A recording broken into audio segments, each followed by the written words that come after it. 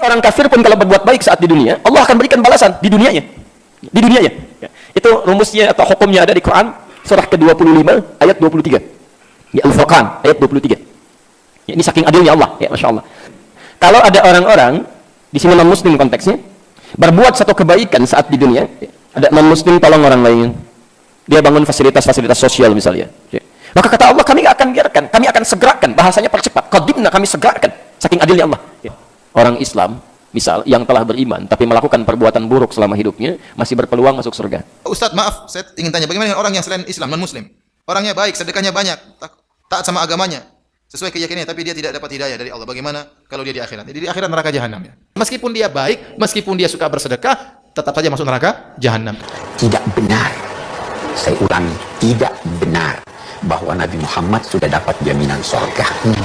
Nah, dalam konteks sorga dan neraka, tidak ada yang dijamin Tuhan, kecuali kita katakan bahwa Tuhan menulis di dalam kitab sucinya bahwa yang taat itu akan dapat sorga.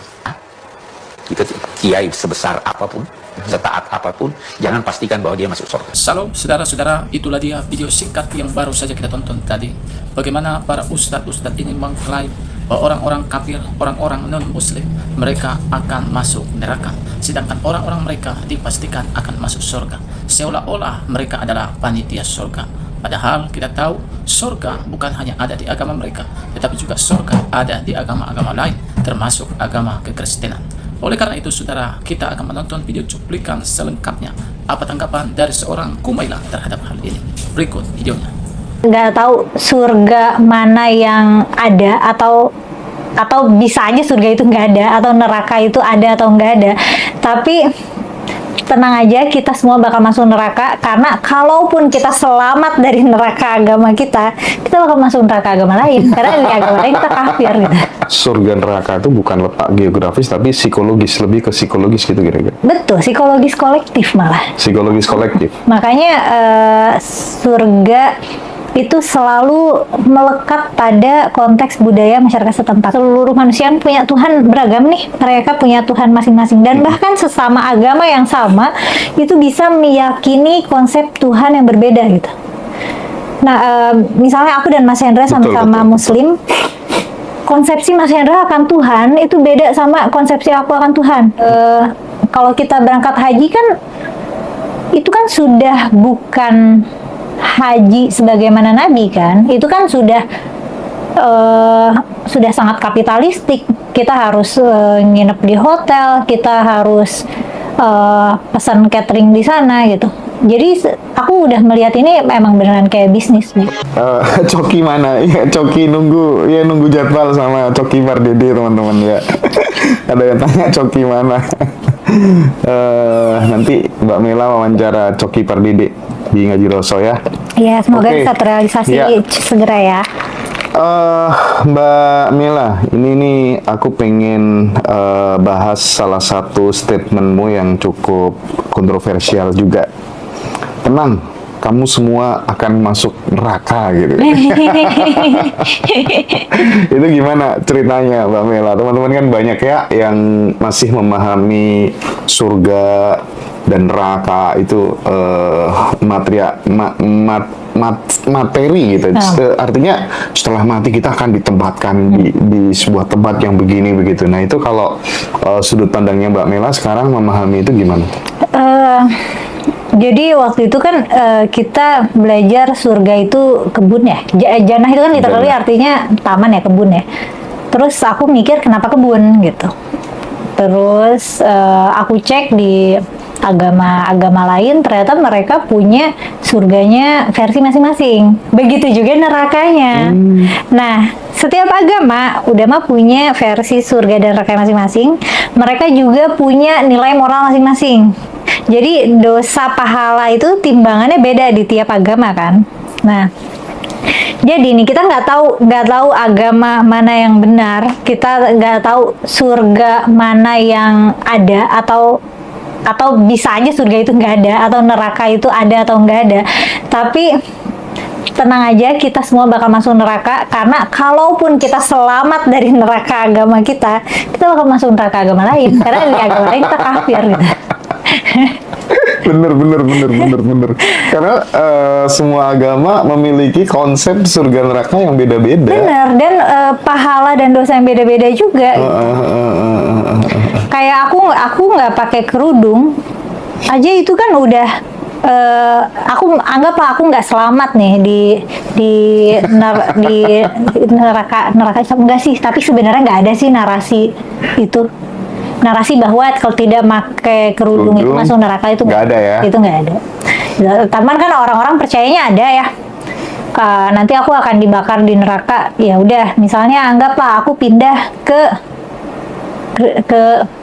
Kristen, tapi aku susah, semua tuh dosa tuh banyak, nggak ada. Jadi sebenarnya kita semua pendosa aja, mau kita login kemana kita ya pendosa aja. Jadi di fase ini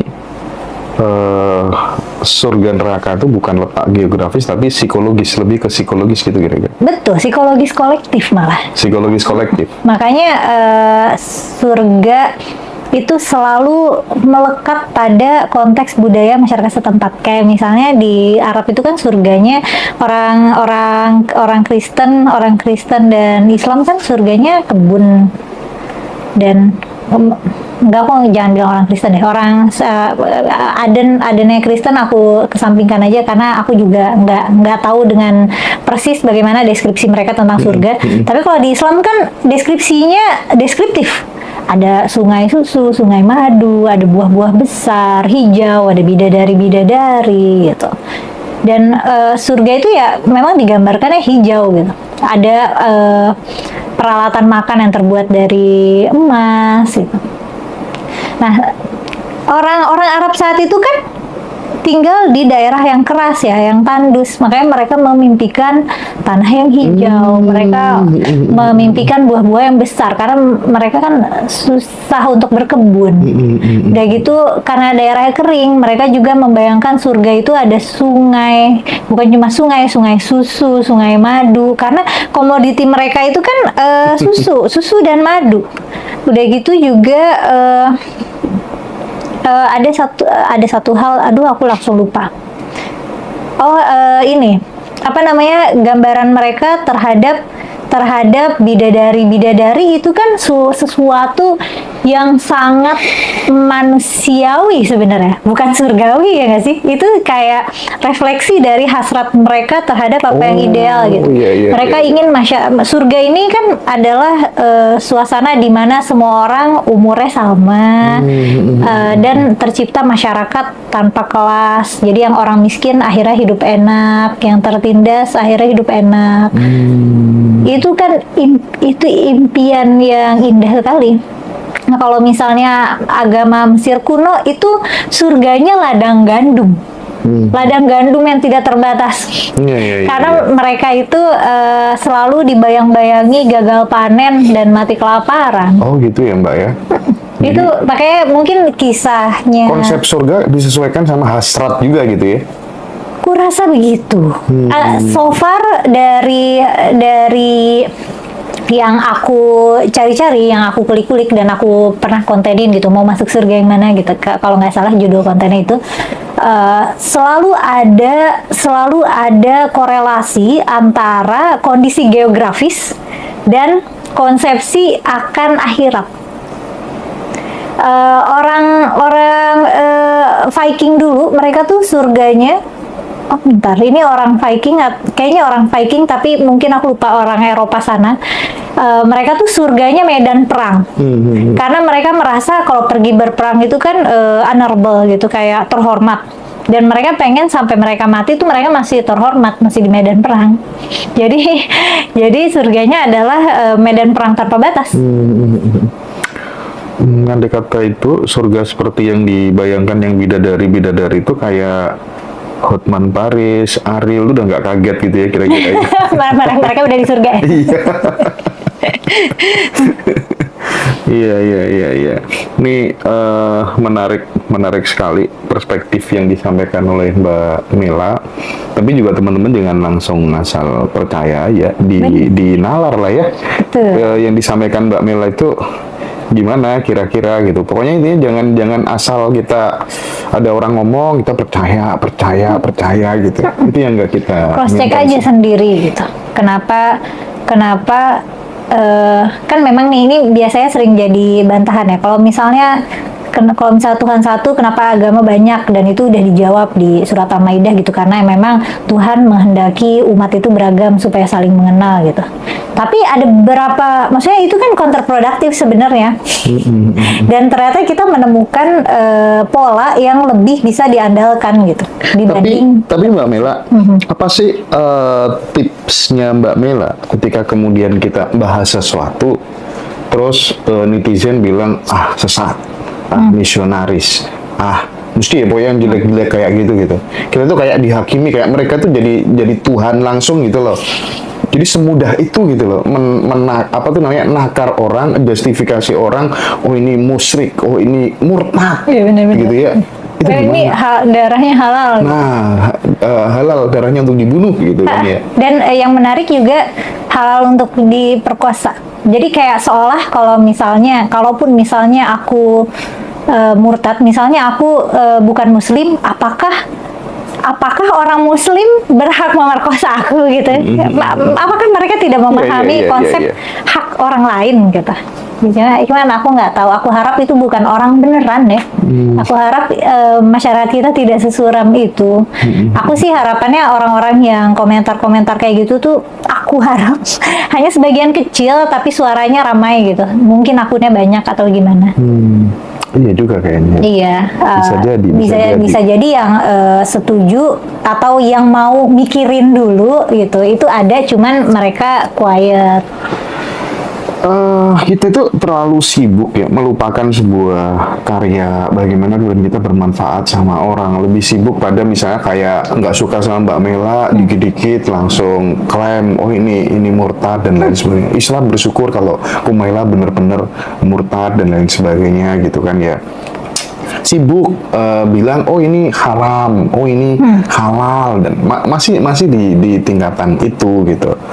Nah, kadang aku berpikir juga ya, di Uni Emirat Arab itu sekarang udah legal loh buka pabrik bir loh. Iya nggak sih? Iya. Nah, terus kemudian soal jilbab juga gitu, lebih moderat dan lain sebagainya gitu. Nah, apa yang ingin Mbak Mela sampaikan tentang fakta ini sehingga kemudian teman-teman tuh jangan sempit gitu loh cara berpikirnya gitu. Jangan-jangan musuh kita yang sangat serius sekarang itu adalah kesempitan dalam berpikir itu gitu. Itu kayaknya musuh kita deh, kebodohan saat ini. Karena sebenarnya kan tidak sebahaya itu. Aku nggak tahu ya, Uni Emirat Arab mungkin mereka punya pertimbangan bisnis ya. Dan karena mereka adalah negara yang banyak sekali ekspat, mungkin juga mereka ingin lebih mengurangi restriksi terhadap hal-hal yang sebenarnya nggak substansial. Kayak misalnya kedudukan atau enggak, itu kan sebenarnya bukan hal yang substansial ya, hal yang tidak menyakiti apapun sebenarnya kan. Tapi kita tuh punya ketakutan yang akan menurutku karena kesempitan berpikir, kita jadi takut pada hal-hal yang tidak kita pahami.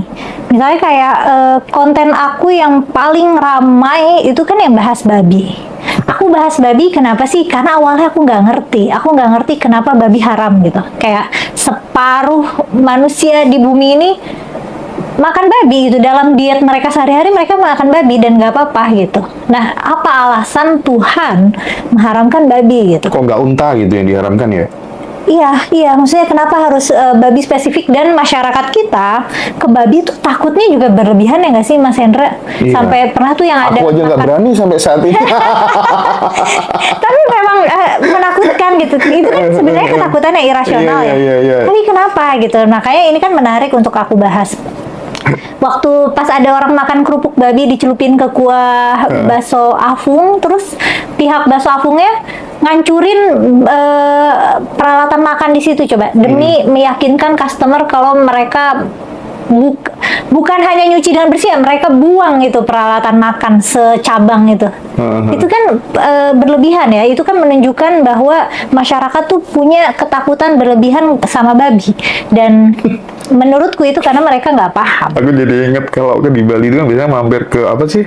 Candelicious atau apa sih? Yang permen-permen buahnya kayak gitu tuh. Candelicious. Itu ketika kemudian masnya yang dikasih, ini anu loh ya, mengandung yang babi. Oh nggak jadi mas, nggak jadi mas. Takut gitu. Iya benar. Dan kita tuh suka ada kan orang yang marah karena nggak dikasih tahu ada babi gitu. Pokoknya masalah babi ini orang pada tegang banget gitu. Padahal kan itu sebenarnya makanan gitu dan bukan racun.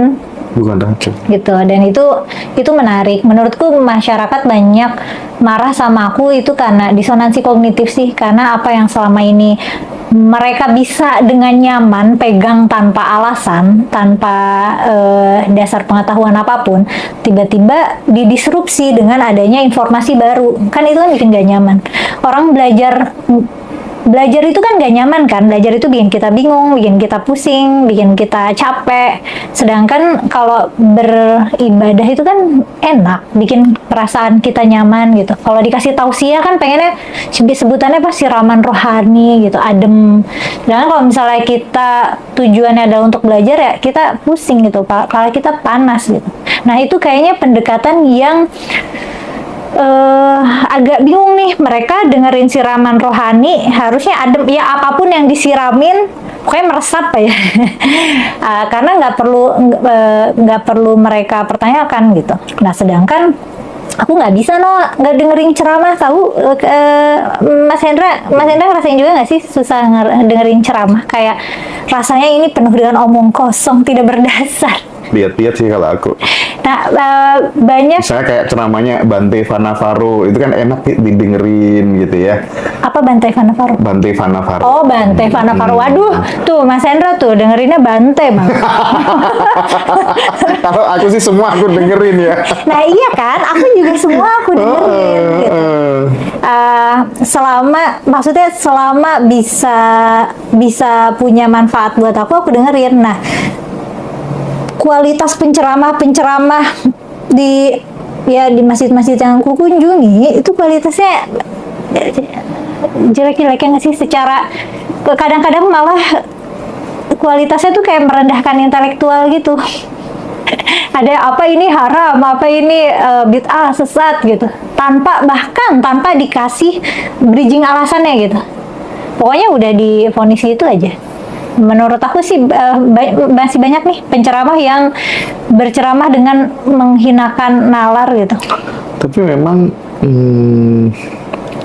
kalau kita ngomong soal hewan yang dianggap sebagai najis lah, yang haram lah gitu, kayak itu paradoks banget dengan cerita di kitab suci yang diajari sama guru-guruku dulu bahwa Tuhan tuh maha pengasih, maha penyayang.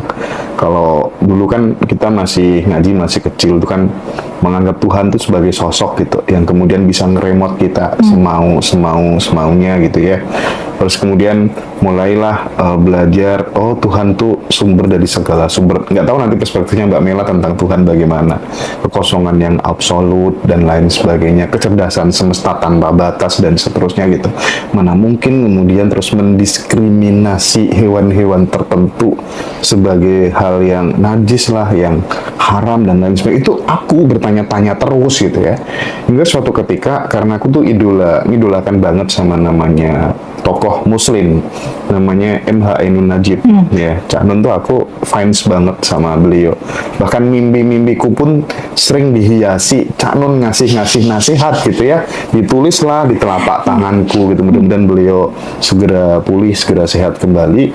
Suatu ketika Cak Nun bilang bahwa orang yang benar-benar aku anggap sebagai guru itu adalah Umbulan Duparanggi. Siapa itu? Udah meninggal ya.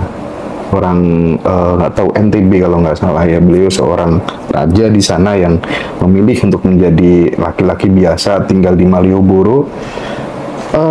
Dan Cak Nun bilang, dan aku nggak tahu agamanya dia sampai sekarang tuh apa juga nggak jelas gitu. dan nggak penting. Dan kalau kemana-mana suka minum bir bintang gitu. Nah, Kenapa mulailah. Canon sangat menghormati? Nah, itulah kemudian aku mulai tertrigger untuk kemudian mulai oke, aku akan cari tahu di situ. Aku justru dari situ awalnya untuk kemudian tidak gampang untuk ngejas orang kamu kafir, kamu syirik, halal, haram gitu dari beliau, Mbak Nela. Nah, sekarang kan udah jarang ya kiai-kiai yang kemudian punya pemikiran-pemikiran seperti beliau gitu. Bahkan sedikit-sedikit kalau ada yang bilang begitu, oh itu liberal, jila ya, Iya. jaringan Islam liberal gitu ya. Kayak dulu yang rame kan Mas Ulil Absor Abdallah dan lain-lain gitu. Ya gitulah Mbak Mila, kualitas penceramah kita. Dan masyarakat tuh kayaknya nggak tahu makna liberal deh. Tapi pokoknya kalau liberal itu kayak serem gitu.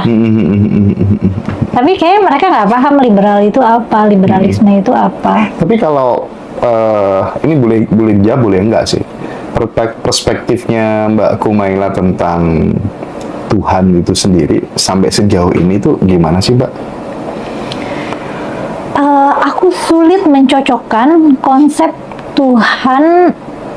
Jadi seluruh manusia punya Tuhan beragam nih, mereka punya Tuhan masing-masing, dan bahkan sesama agama yang sama itu bisa meyakini konsep Tuhan yang berbeda gitu. Nah, misalnya aku dan Mas Hendra sama-sama Muslim, konsepsi Mas Hendra akan Tuhan itu beda sama konsepsi aku akan Tuhan. Dan mungkin setiap orang akan punya konflik kayak Mas Hendra, kok ini ada diskriminasi ke hewan sih gitu. Kok Tuhan yang Maha Kasih mendiskriminasi hewan. Ada apa jadi tiba-tiba ada konten, wah ini Kumaila menolak diskriminasi babi gitu. Aktivis babi gitu, itu lucu banget. Oke. Nah, itu juga mungkin hal yang tidak bisa aku sampaikan secara konklusif dan definitif karena aku juga punya idealisme terhadap Tuhan, dan aku tidak bisa menemukan kecocokan itu di konsep-konsep Tuhan di agama-agama yang udah ada saat ini gitu ya. Iya. Karena misalnya kan kalau kita baca Al-Quran, Tuhan kan bukan cuma Maha Pengasih dan Maha Penyayang, tapi Tuhan juga Maha Membalas, Maha Memberi azab, memberi hukuman. Hal-hal kayak gitu kan adalah bagian dari kekuasaan dan keperkasaan Tuhan gitu ya. Dan dalam doktrin Islam, ya kita harus menerima bahwa Tuhan memang mengazab. Kalau dalam cerita-cerita Nabi kan ceritanya selalu gitu. Nabi dijadikan utusan Tuhan, menyampaikan ajaran Tuhan. Udah gitu masyarakat yang sesat ini pada nggak dengerin, pengikut Nabi cuma dikit. Nah sisanya yang nggak dengerin diazab. Itu cerita Nabi yang kayak gitu baik banget. Nabi Syuaib gitu, Nabi Nuh gitu, Nabi Lut gitu, kaum Ad, Samud. Ya pokoknya nabi-nabi baik yang pakai ark cerita kayak gitu. Itu kan buatku membuat aku gamang juga gitu. Apakah ini Tuhan gitu? Maksudnya ini Tuhan yang aku idealisasikan di kepalaku gitu. Ya aku inginnya Tuhan yang kayak dideskripsikan oleh misalnya para kaum sufi kan mendeskripsikan Tuhan sebagai kekasih gitu. Atau kayak aktivis HAM ya, atau yang nuansanya tuh kayak Gus Dur, kayak Cak Nun gitu kan menarasikan Tuhan tuh sepertinya sangat apa ya, sangat humanis gitu. Penuh welas asih. Sangat penuh welas asih gitu. Tapi kan sebenarnya Tuhannya orang Islam itu mengazab yang tidak menyembahnya gitu. Itu jadi konflik tersendiri aku sih. Jadi aku belum punya konsep paham. yang lebih konklusif tepatnya dan definitif. on the making aja ya. Atau gimana? Iya, bisa jadi juga nggak bakal kelar on the making-nya, karena aku hanya akan menemukan kontradiksi semakin aku mencari. Gitu. Kalau teman-teman di Zen itu lebih pada mengalami ketuhanan gitu, bukan Di Tuhan Zen yang apa? tepat. Zen itu browsing aja deh nanti ya. Kebanyakan dengerin Bante ya. Zen itu, jadi teman-teman yang belajar Zen itu dia mencoba untuk kemudian membedakan mana diri kita yang palsu, kita yang selama ini kita anggap diri kita yang sebenarnya itu adalah nama, pikiran, ego, dan lain sebagainya gitu. Tapi di Zen kita menjadi pengamat yang benar-benar sejati gitu. Kalau dalam terminologi Jawa itu aku sing tukang nyawang gitu. Jadi ada ego, ada pikiran, rame itu diamati gitu. Arahnya ke sana sih, Mbak Mela, arahnya ke sana. Tapi yang jelas bagaimanapun juga konsep tentang Tuhan tuh nggak bisa disalahkan. Nyamanmu gimana gitu aja kira-kira ya, supaya kemudian kita nggak senantiasa bertengkar terus tentang masalah Tuhan gitu. Tapi ngomong-ngomong, bisa nggak sih orang beragama tanpa bertuhan itu menurut Mbak Mela? Bisa, bisa, orang Buddha kan begitu. Nah, orang Buddha itu gimana? Jadi agama buat ini lagi-lagi dengan keterbatasan wawasanku, tapi orang Buddha itu kan ajaran-ajaran agamanya adalah filosofi kehidupan, nilai-nilai kehidupan gitu. Bukan akidah gitu. Bahkan Weda itu sebenarnya adalah bukan kitab suci, katanya itu adalah sumber ilmu pengetahuan gitu kan. Dalam Vedanta kan ada kayak gitu juga gitu ya. Jadi kitab sucinya orang Buddha tuh bukan berisi wahyu ilahi kayak kitab Al-Qur'an gitu. Kalau kitab Al-Qur'an ceritanya kalam ilahi, wahyu Tuhan gitu. Dan isinya benar secara absolut gitu. Sedangkan kalau di Buddha kan lebih luas ya nggak sih ajarannya, mereka tuh nggak strict ya, kecuali untuk yang emang jalurnya mau yang serius bertapa itu loh. Kecuali buat mereka yang serius gitu. Aku tertariknya kalau ajaran-ajaran teman-teman di Buddha itu kan senantiasa mengencourage kita untuk berbuat baik. Dan ini sih ya, yang aku suka itu loh, konsep kesadaran itu. Konsep itu aku suka. Dan aku tadi paham maksud Mas Hendra ketika kita memisahkan diri dari pikiran-pikiran kita. Aku merasa ketika aku ngonten tuh aku memisahkan aku dan memisahkan kontenku gitu. Aku memisahkan identitasku dan ide aku gitu. Jadi ketika ide aku diserang oleh masyarakat ya nggak apa-apa karena itu ide aku. Tapi ketika aku menyampaikan ide kemudian mereka menyerang identitasku, ya ideku aman gitu. Ya, ngapain identitas aku diserang, itu kan tidak berbahaya gitu. Gak usah rame-rame teman-teman, tenang, nanti di akhir sesi aku sahadatkan lagi Mbak Kumaila ya, biar teman-teman ayem gitu ya, tenang, nanti kita Islamkan lagi Mbak Kumaila. Oke? Terima kasih banyak Mas. Ya.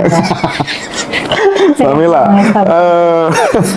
aku tuh banyak teman-teman yang mulai resah. Ini bebas-bebas saja sih sebenarnya, kita free. Itu dia saudara video cuplikan yang baru saja kita tonton tadi videonya. Bagaimana seorang Kumaila dengan jelas mengatakan bahwa kita itu tidak boleh mengklaim diri kita seolah-olah kita itu adalah panitia surga. Kira-kira seperti itu. Dengan berkata kita mengatakan menilai agama orang dan kita menilai orang lain dengan mengatakan mereka akan masuk neraka dan kami akan masuk surga. Itu seolah-olah kita adalah Tuhan dan seolah-olah kita adalah panitia surga. Nah, jelas Kumaila mengatakan bahwa setiap agama punya surganya masing-masing. Dan kalau kita belajar di dalam kekristenan, surganya berbeda. Sedangkan saudara kita Muslim, surganya juga berbeda. Itu sebabnya seorang Kumaila mengatakan, kalau saya selamat dari neraka agama saya, maka saya akan masuk ke neraka agama orang lain. Nah, artinya apa seorang Kumaila menyampaikan hal ini? Ya supaya kita itu bisa menilai segala sesuatu. Jangan kita langsung gampang percaya saja. Kita itu diberikan Tuhan akal dan pikiran. Kita tentunya bisa menilai. Nah, saya mau katakan, di dalam kekristenan tidak pernah diajarkan di surga itu ada sesuatu yang najis. Tetapi di dalam kekristenan diajarkan bahwa di surga itu tidak ada sesuatu yang najis dan di sana adalah kudus dan suci. Kenapa? Alkitab katakan Tuhan itu adalah Tuhan yang kudus. Sebab itu kuduslah kamu, sebab aku adalah Allah yang kudus. Dan itu berkali-kali Tuhan firmankan di kitab Perjanjian Lama dan juga di Perjanjian Baru diulangi kembali, kuduslah kamu, sebab aku adalah Allah yang kudus. Jadi untuk mempersiapkan diri kita kepada surga, tempat kudus Allah, maka kita harus belajar bagaimana hidup kudus, bagaimana hidup hidup baik, bagaimana hidup benar. Nah, itulah yang perlu kita persiapkan, sehingga suatu saat kita nanti di surga sana tidak terkejut, karena Tuhan telah katakan, ya, dalam kitab Wahyu sudah dikatakan di sana tidak ada sesuatu yang najis. Dan Yesus juga katakan bahwa untuk masuk dalam kerajaan Allah kita harus lahir baru. Lahir baru itu artinya apa? Ya, perbuatan kita ini harus baru, dari yang jahat berubah menjadi baik. Roh kita ini harus baru. Caranya bagaimana? Kita harus percaya kepada Yesus. Kita harus menerima Dia sebagai Tuhan dan Juru Selamat, sehingga roh kita ini baru. Dan dari situlah akan muncul perbuatan baik, muncul perbuatan-perbuatan benar untuk mempersiapkan diri kita nanti suatu saat ke surga yang telah dijanjikan Yesus. Nah, kiranya video yang saya bagikan ini boleh memberikan kepada kita informasi penting dan kecerdasan, sehingga kita bisa menilai segala sesuatu dengan baik, sehingga kita tidak terjebak dalam suatu ajaran-ajaran yang membuat kita tersesat. Nah, mungkin hanya ini yang bisa saya bagikan. Tuhan memberkati. Salam.